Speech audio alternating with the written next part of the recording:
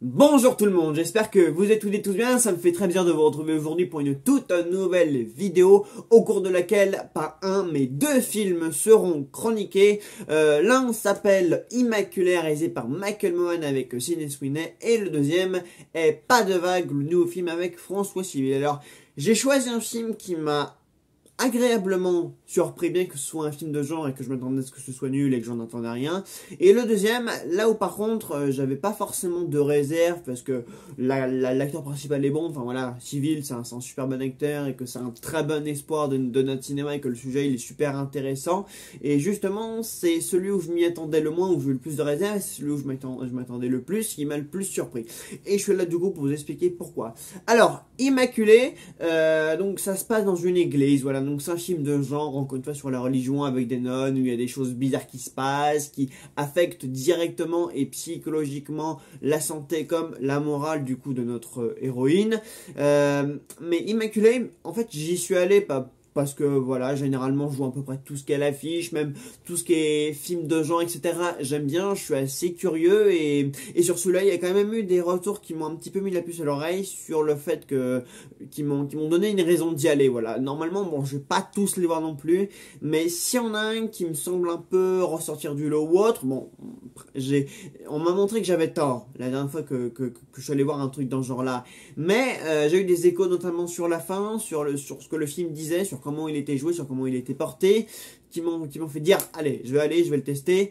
Et effectivement, le film démarre assez mal, voilà, démarre avec des stéréotypes, des jumpscares à toutes les sauces, des choses étranges qui se passent, enfin voilà, au début on va encore nous faire peur avec des choses qui ne font plus peur à personne en 2024, enfin, je veux dire, vraiment, ça m'a énervé, après je rebondir sur positif, vous inquiétez pas, mais je veux dire, vraiment, quand j'ai vu comment on essayait de nous effrayer, voilà, les petits jumpscares, genre en mode, on allume dans le noir, l'héroïne aperçoit une ombre, une ombre qui la fait un petit peu peur, ou genre, l'héroïne se réveille en pleine nuit, elle a quelqu'un juste en face d'elle, enfin voilà, toutes ces choses qu'on a déjà vues 1000 fois dans tous les films de genre, on nous les ressort ici, et quand le film nous a montré ça, je me suis dit, mais c'est pas possible, est-ce que quelqu'un va enfin comprendre qu'un jumpscare en 2024, ou même de nos jours en général, ça n'a plus aucun effet, quoi, à part nous faire sursauter, mais et encore, c'est tellement prévisible et mal fait, voilà, parce que aujourd'hui, les jumpscares ne sont tellement plus travaillés, quoi, il y a tellement plus d'efforts pour essayer de nous faire peur que c'en est encore plus agaçant, en fait. On nous fout ça sans même aucun effort pour nous les mettre bien, voilà, pour nous introduire au moins, je sais pas, fait des jumpscares propres, un minimum bien finalisés, qui nous font un peu plus que sursauter parce que ça en devient gonflant. Mais là où je pensais que le film allait s'arrêter là, il y a une idée qui arrive en plein, je dirais, à 30 ou 40 minutes du film, à peu près. Bon, ça met un petit peu de temps, parce que voilà, il faut présenter l'héroïne, il faut dire pourquoi elle est là, il faut dire qui elle est, il faut présenter un petit peu l'église, les lieux, les personnages qui entourent l'héroïne, enfin voilà, il y a quand même un contexte, un scénario qui se pose là, et toutes ces choses qui sont autour d'elle auront de l'importance du coup pour la fin de l'histoire. Et alors, il y a une idée quand même assez, je dirais, assez intelligente qui arrive, et là tu te dis, ah, tiens non, c'est un truc assez original qu'ils ont essayé de mettre en place. Et à partir du moment où du coup cette idée-là rentre en jeu, bah là soudainement le film s'envole dans une autre direction. Là l'héroïne commence vraiment à péter un câble, des questions se posent à son sujet, elle se pose des questions, et tout le principe sur la religion est quand même remis en question. Et je dirais qu'à partir de là il y a un truc intéressant vraiment qui continue d'être davantage approfondi. Et là je me suis dit, ah bah merde alors. Le film en devient intéressant, les actrices jouent bien, il commence à y avoir de la tension, une angoisse, il y a des choses bizarres, mais vraiment qui commencent vraiment à amener vraiment une tension, une certaine angoisse, une atmosphère assez pesante dans le film, et même au niveau même de la mise en scène, du cadrage, etc. Il y a vraiment des choses intéressantes, des lumières intéressantes qui ressortent, la caméra qui suit l'héroïne comme si elle était constamment en danger, comme si un mal la guettait, enfin voilà. À partir du moment où cette idée intervient, en fait le film change radicalement, et à tous les niveaux, et jusqu'à la fin en fait, mon attention elle était vraiment captivée parce que le film avait décollé dans une direction auquel je m'attendais pas en fait. Et vraiment, je me suis dit, bah mince alors, c'est un film qui se révèle vraiment très bon là. C'est pas non plus le film de genre de l'année, mais je dirais que c'est un film qui partait mal, ou du moins qui partait comme tout autre film de genre, mais qui n'ont pas réussi à rebondir par la suite. Mais celui-là, finalement, je dirais que c'est un peu une exception sur tout ce que j'ai pu voir de mauvais dans la même catégorie, sauf qu'au moins, celui-là, bah finalement, les scénaristes, à un moment, ils se sont dit, tiens, il y a une idée, on pourrait peut-être essayer de la mettre en place, de la développer, d'en faire quelque chose de bien.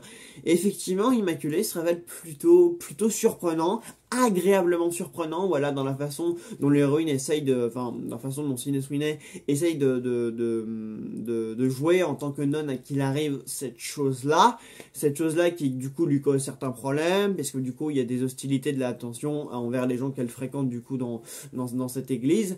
Donc ouais, c'est pas un mauvais film, en fin de compte, ça partait comme un mauvais film, parce qu'au début, il y a aucune créativité, il y a aucune bonne idée, il y a rien du tout, et finalement, une fois qu'il y a ça qui arrive au plein milieu du récit et jusqu'à la fin, en fait, on est captivé, et ça en devient vraiment captivant, et ça devient quand même un film de genre assez surprenant et plutôt bien ficelé, et on a envie de savoir comment le truc se termine, quand on a vraiment envie de savoir comment l'héroïne, enfin cette nonne, va réussir à se sortir de cette histoire, et comment tout ça quelle va être la conclusion et le dénouement de tout ça. Et je vous assure que la scène finale, d'habitude, dans les films d'horreur, bon, ça, de nos jours, ça laisse totalement différent, quoi. Le film se termine et on se dit, ouais, bon, bah, rien d'intéressant à retenir, et bah là, franchement, la scène finale de ce film, j'étais en mode, waouh! Ok, d'accord, il y a de la performance. Vraiment, à la fin, là, dans les dernières secondes, il y a vraiment je sais pas, une chose qui se passe dans le film pour conclure vraiment sur une note qui nous laisse sans voix. Vraiment, je suis resté devant l'écran, la scène s'est déroulée seconde par seconde, et là, je me suis dit, ah la vache! Ils sont vraiment allés jusqu'au bout des choses, ils ont vraiment, en fait, une intention de clouer le spectateur sur place. Et c'est exactement ce qui est arrivé avec moi. Vraiment, la toute fin, comment Sydney Sweeney joue, comment la caméra est centrée sur elle, axée sur elle, est-ce qu'elle met en scène, est-ce qu'elle nous montre visuellement. Vraiment, ça m'a... Waouh! J'étais pas préparé en fait à ce que le film aille aussi loin, il soit aussi démonstratif et se démarque autant en fait, et évolue autant quoi. Autant au début, c'est vraiment, y a rien à redire sur le début, autant sur la fin, je m'en souviens encore quoi. Pourtant le film je l'ai vu en début de semaine. Je vous en parle, on est quoi? On est vendredi après-midi, il est 17h10. Vraiment le film, cette scène-là me travaille. J'ai trouvé ça vraiment bien amené, bien joué et presque marquant quoi. Enfin, je veux dire comment l'héroïne est présentée à la fin, il y a vraiment une évolution quoi, une intention claire de vouloir travailler sur le comportement et sur la psychologie de l'héroïne. Donc ouais, plutôt surprenant. Immaculé, bon après c'est un film qui a entraîné quand même pas mal de polémiques, et bon, vu l'ultime image, je comprends pourquoi, mais ouais, c'est un film qui m'a pas laissé indifférent, et j'ai vu d'autres réactions sur les réseaux sociaux à ce sujet-là. C'est un film qui n'a pas laissé indifférent beaucoup d'autres personnes. Donc, juste pour ça, juste pour toutes les idées que ce film a eues et comment il les a travaillées, je vous recommanderais d'aller voir Immaculée, parce que c'est plutôt pas mal. Enfin, pour les amateurs évidemment du genre. Voilà. Et donc maintenant on va passer à Pas de vague, le nouveau film avec François Civil qui décidément enchaîne les films à succès. Voilà, donc dernièrement on a pu le voir dans Les Trois Mousquetaires, enfin depuis Bac Nord et tout ça, on le voit quand même dans des rôles assez intéressants. Ici il joue donc Julien, un professeur en école primaire, ouais je crois que c'est l'école primaire, ou le collège. Je sais pas trop, c'est jamais indiqué si c'est un collège, si c'est indiqué, mais là je l'ai plus en tête. Bon, on va dire que c'est un collège parce que les élèves ont l'air d'être quelque chose comme en 6e ou en 5e.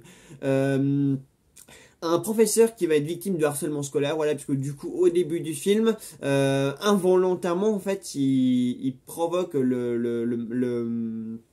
il met une élève mal à l'aise, voilà, en faisant, parce qu'en fait ils étudient un poème, un texte, voilà, ils sont en cours de français, et en fait lui malheureusement il va se mettre dans une situation inconfortable puisque ce qu'il a dit à propos d'un poème a apparemment visé une autre élève qui s'est sentie extrêmement mal à l'aise et a porté du coup une plainte contre lui auprès de la police et du CP. Alors il n'y a pas que elle du coup qui a été en jeu dans la manière dont les choses ont basculé pour lui, parce qu'en fait son grand frère, le grand frère de l'élève percé qui s'est senti mal à l'aise, du coup, est intervenu et il a vraiment porté son jugement et sa plainte jusqu'au bout. Et du coup, suite à ça, le professeur va tenter de se sortir de cette situation avec l'aide du coup de ses professeurs. Voilà en gros pour l'intrigue. Enfin, j'essaie de rester assez parce qu'il y a des éléments en fait qu'on comprend pas trop. Que ce soit comment les choses évoluent pour lui, pour l'élève qui s'est senti persécuté, et en même temps dans la manière dont les choses, dont l'histoire se déroule.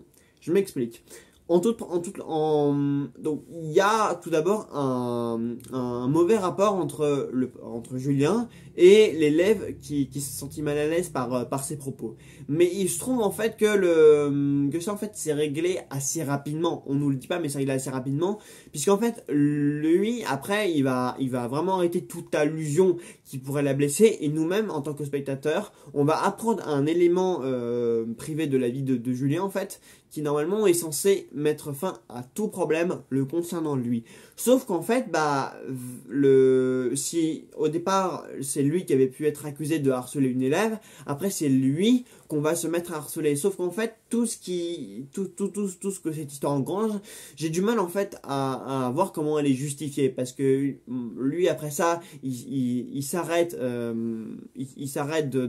seul coup de faire toute allusion ou d'avoir un comportement qui pourrait être mal jugé ou qui pourrait être mal interprété. Seulement en fait, après, c'est les élèves en fait qui cherchent continuellement à se venger et à remettre une couche à chaque fois. Sauf qu'en fait, lui, après cette petite histoire qui est la base de toute l'histoire, lui, après ça, il fait rien d'autre de mal, quoi. Il essaie juste de se protéger en fait des élèves qui veulent vraiment se venger et lui faire payer en fait le comportement qu'il a involontairement eu. D'autant plus qu'après, au cours de l'histoire, du coup, les élèves apprennent cet élément de sa vie privée. Voilà, ils l'apprennent et ils continuent quand même de le harceler, de vouloir l'attaquer et de vouloir le faire payer, de vouloir le punir pour ce qu'il a fait à cet élève. Et le frère aussi donc de l'élève qui n'intervient d'ailleurs qu'une seule fois vocalement dans le film, lui aussi après il continue de le harceler, de le persécuter alors que techniquement le problème est résolu quoi. Enfin je veux dire c'est une histoire en fait c'est un petit problème qui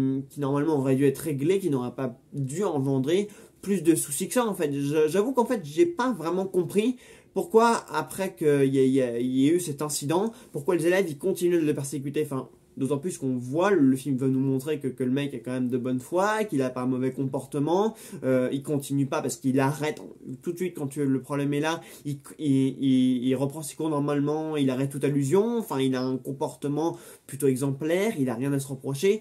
Donc en fait, ce que je comprends pas avec ce film, c'est que on nous montre que les élèves veulent se venger, veulent lui en faire baver, ils commencent à s'absenter des cours, ils font courir des bruits sur lui, ils parlent mal, enfin voilà, vraiment tous les élèves finissent par être contre lui, hormis 2 ou 3 qui préfèrent ne pas se prononcer, et même ses collègues commencent à douter de sa bonne foi, mais en fait, je comprends pas pourquoi, sachant que le problème de départ, finalement, il est vite résolu, et qu'il n'y a pas plus de problèmes que ça de lui envers elle, quoi, parce que la base de toute cette histoire, c'est ça, et ça, en fait, ce petit souci, en fait, ce pourquoi il est accusé de harcèlement, lui, il s'en défend rapidement, et le problème est, enfin, même si c'est pas explicitement dit que le problème est réglé entre lui et l'élève qui s'appelle Leslie, du coup, le problème est finalement réglé, enfin, il ne montre pas plus que ça, lui après par la suite, il montre plus de signes de provocation involontaire, donc, en fait, j'ai vraiment du mal à comprendre, en fait, pourquoi il y a le scénario monte comme ça, pourquoi les élèves continuent de s'acharner sur lui alors que techniquement,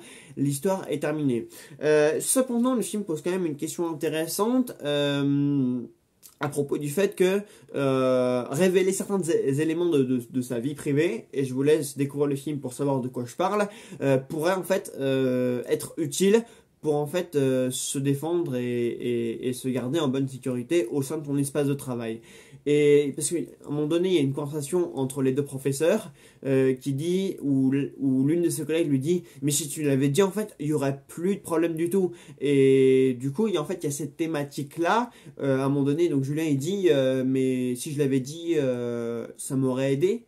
Pour une fois, enfin, en fait, il y a toute une thématique, il y a toute une question qui est posée. Est-ce que révéler, en fait, dire des éléments de sa vie privée, est-ce qu'en fait c'est utile pour se sentir en sécurité? Parce que vraiment après, le prof, il peut plus faire ses cours normalement, il est obligé de se cacher, et ça devient lui-même une victime. Alors que de base, il était plus ou moins coupable de quelque chose, mais il a cherché à réparer cette erreur. Donc après, en fait, la victime, ça devient lui, et après, c'est lui, en fait, qui subit vraiment tous les frais d'un problème normalement qui est réglé depuis un petit bout de temps. Donc le film en fait le film en fait a quand même quelques failles, des choses qu'on ne comprend pas forcément,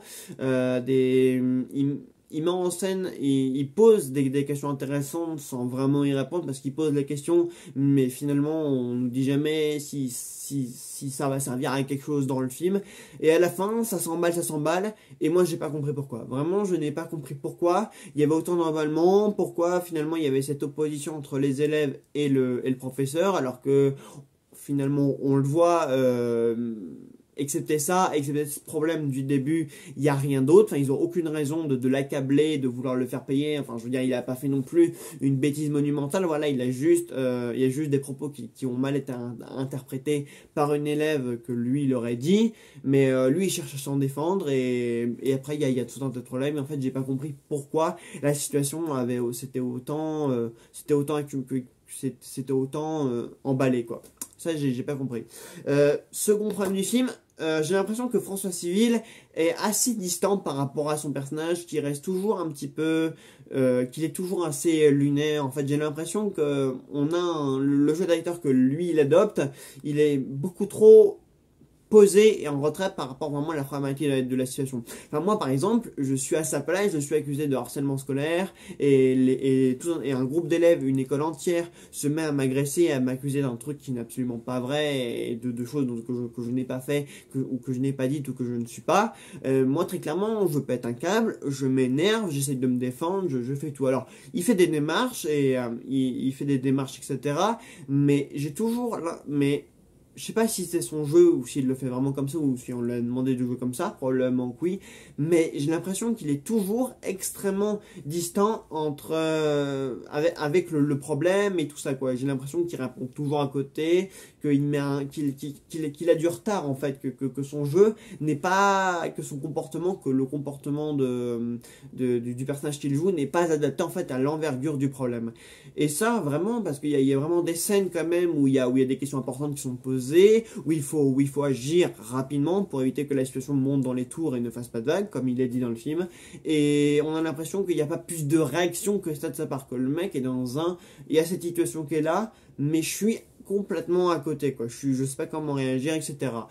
Donc ouais, il y a peut-être un petit souci, il y a peut-être un décalage du jeu d'acteur par rapport au personnage et à la situation dans laquelle il est, qui m'a causé quand même un petit problème, quoi. J'ai eu du mal, en fait, vraiment à entrer dans l'histoire, parce qu'il y a quand même quelques éléments du scénario où j'ai pas vraiment compris pourquoi l'intrigue pourquoi on en est arrivé là, en fait. Pourquoi il y avait ce problème, pourquoi la situation s'était autant emballée, pourquoi le personnage était autant distant avec ce problème-là, pourquoi il réagissait pas plus. Enfin, la personne qui l'accompagne, par exemple, dans sa vie, elle a beaucoup plus de réactions et d'inquiétudes par rapport à tout ça que lui-même n'en a, quoi. Lui, par exemple, il est toujours posé, toujours calme, toujours dans l'incompréhension et la perplexité, alors que la personne qui l'accompagne dans la vie de tous les jours, elle a beaucoup plus d'inquiétude, elle lui demande vraiment de se bouger le cul, et lui il reste plutôt à côté de ça. Donc ouais, ça, je dirais qu'il y a quand même pas mal d'éléments qui m'ont posé des problèmes.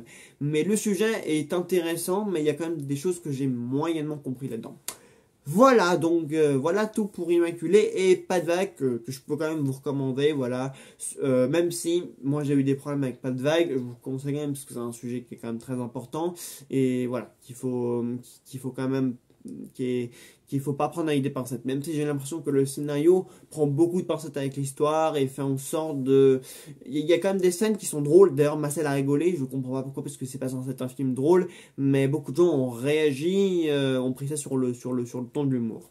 Mais voilà, le film est quand même intéressant, même s'il y a quand même quelques petits points problématiques dedans. Voilà, bah écoutez, j'espère que la vidéo vous aura plu. Et puis en attendant, moi j'ai quand même quelques idées de vidéos, mais j'aimerais vous en reparler un petit peu plus tard. En attendant, on se retrouve très très vite pour une nouvelle vidéo et à très vite.